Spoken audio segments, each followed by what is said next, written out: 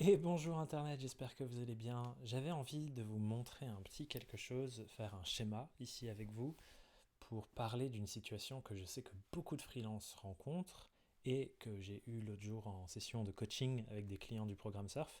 Et du coup, j'avais envie qu'on regarde ça ensemble. Du coup, je vais vous faire un petit schéma. Je vais vous représenter vous dans votre zone de travail. Donc on va dire que ce cube, c'est moi là, par exemple, devant mon ordi. Hop, ça c'est moi, je dessine vraiment très bien, vous allez voir.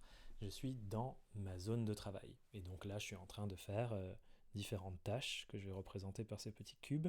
Voilà, je suis en train de bosser.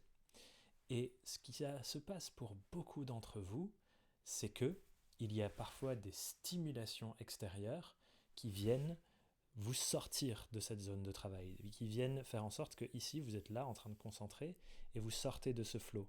Par exemple, imaginons il y a un email. Boum, vous avez une petite notification mail qui arrive, hop, et elle vient dans votre zone de travail ici, elle arrive, pouf, elle se met là. Ou alors, pour certains d'entre vous, si vous êtes proche de vos clients, des fois vos clients, ils ont vos numéros de téléphone. Et hop, un appel. Ou imaginons qu'il y a même un texto ou un WhatsApp d'un de vos clients, tac, ça arrive ici. Du coup, toutes ces stimulations, qu'est-ce qu'elles font? Elles viennent rajouter des choses dans votre espace de concentration et de travail. Et je sais que pour beaucoup de freelances, c'est le cas qu'on avait en coaching l'autre jour, quelqu'un qui disait moi j'ai du mal à travailler sur les trucs de fond pour faire avancer mon business, bosser sur mon marketing, etc. etc. Parce qu'en fait, mes clients se sont habitués à, boum, on m'appelle, et ici, tac, je dois répondre à la chose. Et donc, qu'est-ce qu'on fait? On va là, il y a un appel qui arrive, on se dirige, on prend l'appel. Mince, ok, d'accord, je vais faire ça. Oui, pas de souci pour demain, ce sera fait. Et du coup, tchac, cette tâche, elle se rajoute à la to-do list. Ou alors, hop, on va lire l'email. Ah, waouh, on reçoit un mail d'un client, il a absolument besoin d'un truc. Ok, ça se rajoute à la to-do list. Et en fait, ça fout un bordel dans notre flow, notre continu, notre travail, notre concentration, elle est plus du tout là. Donc, ça, c'est le modèle qui ne fonctionne pas là. Ça, là, il ne faut pas faire comme ça. Comment on fait autrement? On va regarder ça et je vais faire un autre schéma de ce qu'il faut faire à la place. Ce qu'il faut faire à la place, c'est que vous avez votre zone de travail ici, donc de nouveau, vous êtes ici, vous avez vos petites tâches que vous avez mis dans l'ordre sur lesquelles vous êtes en train de bosser. Et ce qu'il faut que vous vous créiez, c'est autour de cette zone de travail, de cette zone de concentration, c'est une zone tampon. Et dans cette zone de tampon, l'idée, c'est que si vous avez des appels, ça vient ici. Si vous avez des emails, ça vient ici. Si vous avez, je sais pas, des textos, on a dit, ou imaginons que vous utilisez un outil de gestion des tâches avec vos clients, genre Notion, Asana, Trello, que sais-je. Ici, je vais mettre Notion pour l'exemple. Les notifications Notion ou les nouvelles tâches mises dans le Notion, il faut qu'elles arrivent dans cette zone tampon.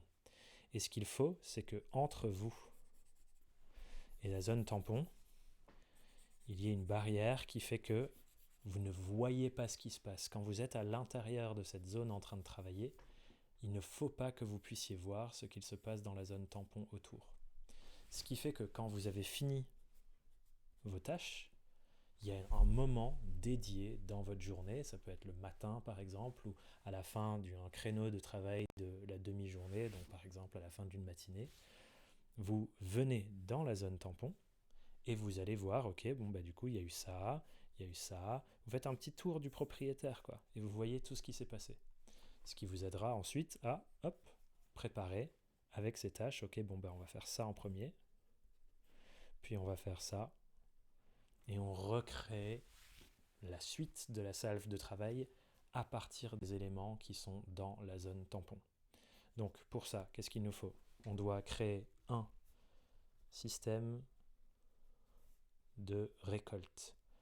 L'idée, c'est d'avoir des choses qui nous permettent de récolter les besoins de nos clients en cours, potentiellement des prospects.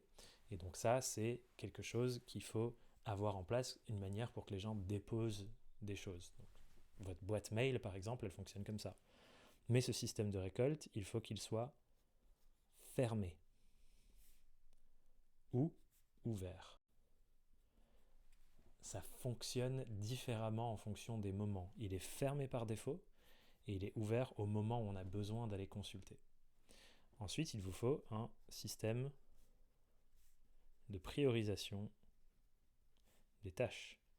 C'est-à-dire une manière de définir qu'est-ce qui est prioritaire, qu'est-ce qui ne l'est pas. Et ça vient après le système de récolte. Donc on récolte, puis on met nos tâches dans le système de priorisation des tâches, et ensuite on a un système de focus, c'est-à-dire l'endroit où on regarde qu'est-ce qu'on doit faire au moment où on doit le faire, et on ne se fait pas bouffer par toutes les autres stimulations entrantes. Donc, si jamais vous êtes dans le cas ici, passez note, si vous êtes dans le cas de ça là, et que vous avez une stimulation constante dès que quelqu'un vient vous déranger, ça ne fonctionne pas.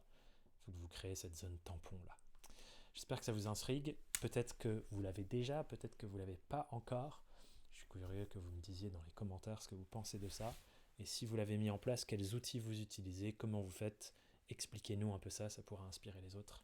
En tout cas, j'espère que cette petite vidéo vous a plu. Dites-moi si vous aimez le format, j'en ferai certainement d'autres.